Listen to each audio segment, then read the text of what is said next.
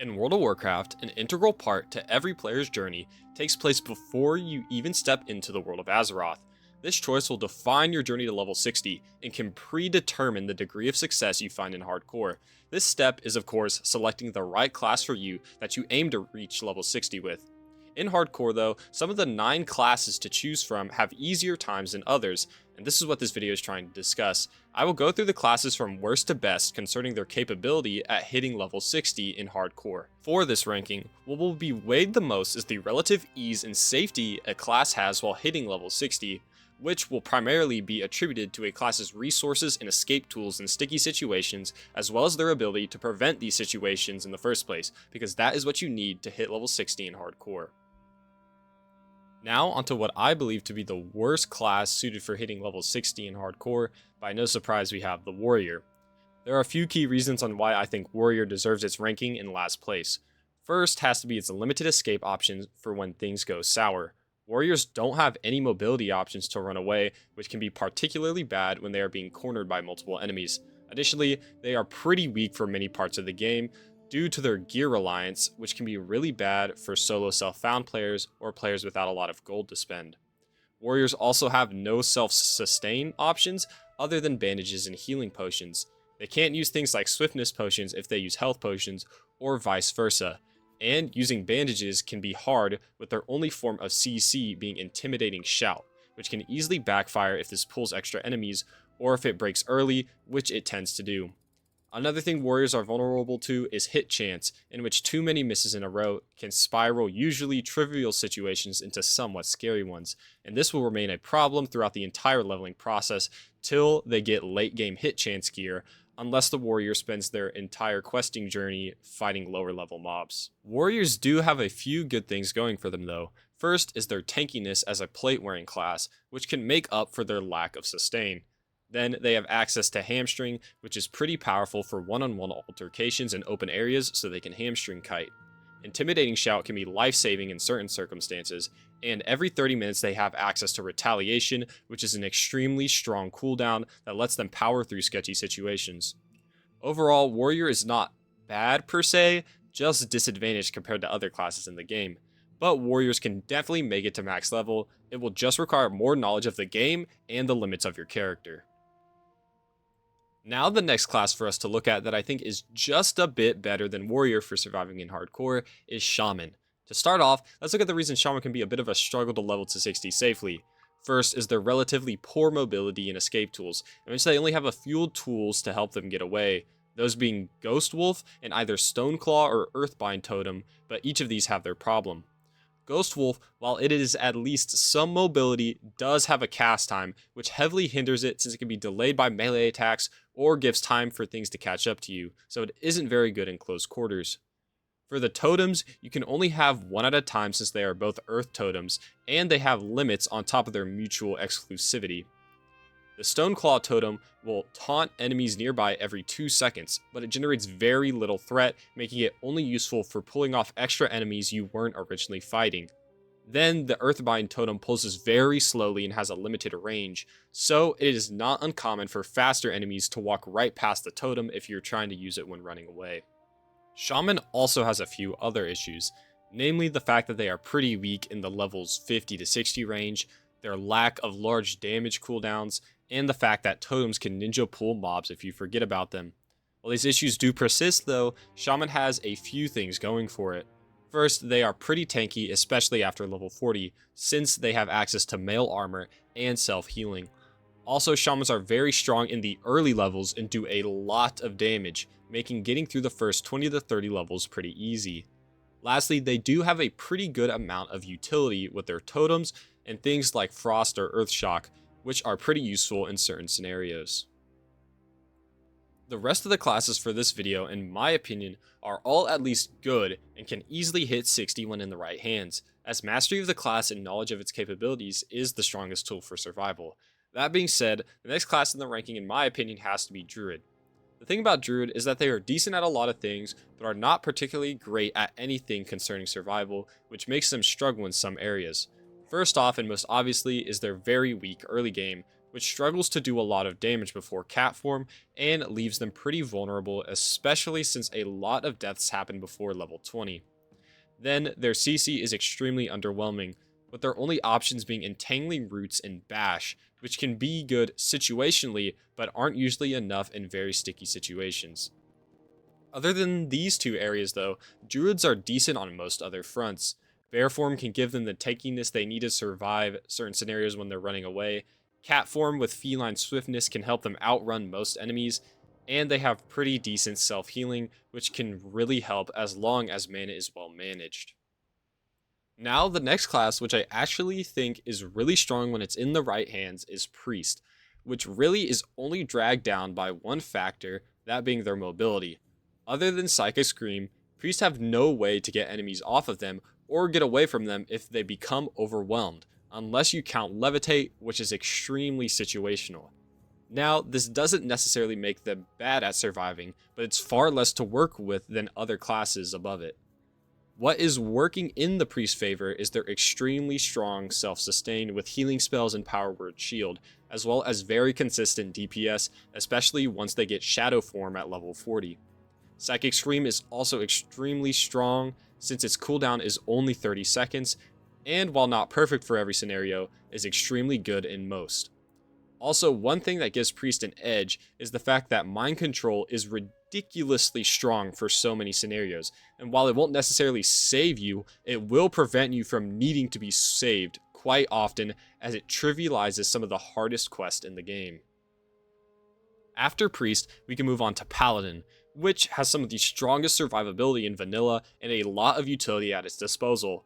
First and most obviously, Paladins have access to Divine Shield and Lay on Hands, which give a ton of survivability on top of the tankiness they already have with mail and plate armor and their healing. 10 seconds of invincibility gives you a lot of time to escape, as long as you aren't letting the mobs leash as they keep chasing you. Lay on Hands is really good as a last attempt to keep yourself alive as well. Additionally, Paladins have pretty good utility through Hammer of Justice and Blessing of Freedom, both of which have uses that can be quite helpful in a pinch. The main issues of Paladin lies in their mobility and damage. When it comes to running away when it's necessary, if they can't use Blessing of Freedom and Divine Shield to get out, they have no other options than potentially Swiftness potions to flee, which can be really bad, especially in things like dungeons. The biggest issue though is their DPS, which is much lower than every other class and makes killing things a slog, and honestly can cause a lot of problematic scenarios that are otherwise avoided if you can just kill the mobs easily. This is the primary reason they aren't higher on the list, because otherwise their survivability is top tier. Next, onto what I believe is the fourth best class in the game for hardcore, we have Warlock. This class mostly only has positives that help its case, but I don't think it is quite as strong at surviving compared to the classes higher ranked than it. What is great about Warlock is the fact that it is a pet class, with Voidwalker being able to tank for you, making your life a lot easier. Additionally, the ability to sacrifice the Voidwalker for health in a pinch is extremely handy and makes playing a Warlock feel much safer. Warlocks also get health stones, which are very good for staying alive and don't share a cooldown with potions, which is really good. Another bonus for Warlocks is their good DPS combined with the power of fear, which is extremely strong when fighting one enemy without the risk of it aggroing more. But even 2 or 3 mobs is manageable due to the Voidwalker and dots being a lot of the Warlock's damage. The first weakness that Warlock has though, similar to many other classes, is their lack of mobility tools, which keeps it from being quite as good as the top 3 on this list. For the second issue that I have with Warlocks, there is a reliance on life tap for uptime and mana, which when combined with being a cloth wearer can be a bit scary because high damage enemies can easily catch you off guard and kill you quickly. Now, we move on to what I believe are the 3 easiest classes to hit 60 with on hardcore classic WoW, and honestly, any of these 3 could be interchangeable based on experience with the class and your perspectives on what the risky parts of hardcore are. For third best, I have chosen Mage, which honestly might be the best when it is in the hands of a very skilled player, but on average, I think it would be third. The great thing about mages in hardcore is that they have really no weaknesses that are common in the game since their toolkit is so well rounded. They have the best crowd control in the game, with things like Cone of Cold, Frostbolt, and Blizzard for slows, Frost Nova for roots, and Polymorph.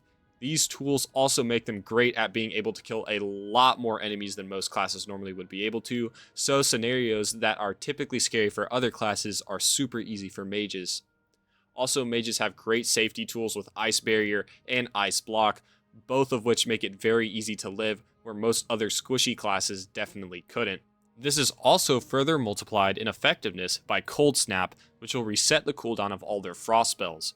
Mages also have one of, if not the best mobility spell in the game with Blink, which can get you out of stuns and roots on top of being a teleport.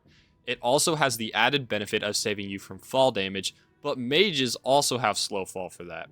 Lastly, a lot of common mana issues that other casters have are negated due to Evocate and mana gems.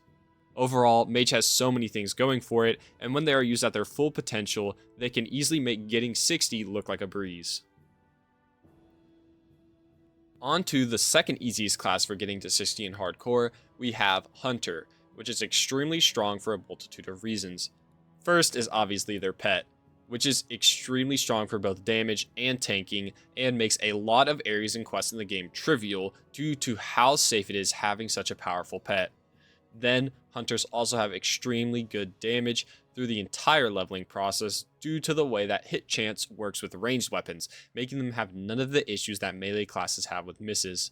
Additionally, Hunters have the best kiting abilities in the game, with Concussive Shot and Aspect of the Cheetah, which makes surviving in open areas, even without your pet, extremely easy for the most part.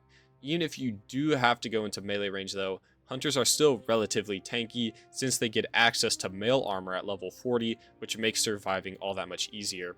Hunters also get great crowd control with abilities like Freezing Trap, Frost Trap, Wing Clip, and Intimidation, all of which can make escaping tough situations pretty trivial with the help of Aspect of the Cheetah. Lastly, and probably the most notable ability Classic Hunters have, is Feign Death, a mostly guaranteed get out of jail free card that can save you from a lot of situations that would be certain death for other classes. This ability is one of the strongest in the game for hardcore, and its only weakness is the potential for it to resist when mobs are too close or much higher level. Feign Death is the primary reason that Hunters place above mages, since Feign Death is so strong and can bail you out of so many situations, but it isn't quite enough to be first in my opinion. Now, for what I believe to be the best class in the game for hitting level 16 hardcore, we have Rogue. This class has a multitude of very strong abilities at its disposal, which can make most hardcore situations trivial, but the most obvious one, and the reason it is first on this list, is because of Vanish. In my opinion, Vanish is the strongest ability in all of classic hardcore, and this is because it makes you almost unkillable in almost every situation in the game that would otherwise kill you. Vanish will drop all aggro from all enemies attacking you, and usually will give you a brief invincibility from incoming damage to not break you out of Vanish, and this gives you a free and easy means to escape anything. Whenever anything goes wrong for you as a rogue, you can just vanish and leave, and as long as you do that, it is very hard to die. The only times Vanish won't save you is when it either bugs, or you have a dot applied to you, which breaks you out of stealth, when you are near more mobs to aggro. But if you know that dots can break you out, it is very easy to play around. Vanish isn't the only thing Rogue has though, because they also have some of the best crowd control in the game, with access to Blind, Kidney Shot, and Gouge, all of which can make fighting multiple enemies pretty easy. They also have Crippling Poison to slow if they do need to run, as well as super good movement in the ability Sprint, which gives you all the mobility you need to run away, as well as the improved sprint talent, making it great for getting out of roots and slows. Lastly, Rogue also has very strong combat cooldowns in the form of Evasion and Blade Flurry, both of which can be used to trivialize otherwise risky encounters. The only real weakness of Rogue, I would say, is how squishy they can be late game when the mobs can hit extremely hard, especially in dungeons. But I don't think that this is too much of an issue, especially if you know your limits as a rogue and you watch your threat. Overall, rogues have a lot of really good tools for surviving in hardcore and can make almost every risky situation in the game trivial with Vanish, and it should be almost impossible to die as a rogue as long as you play around Vanish. For this reason, I think it is the easiest class to hit level 60 with in hardcore, and just edges out the competition despite the strengths of other classes. And that concludes my ranking of the classes from worst to best for hardcore classic WoW. If you enjoyed this video, please feel free to like and subscribe for more videos like this one. If there's anything that you would change, let me know in the comments below. With that being said, I'm out.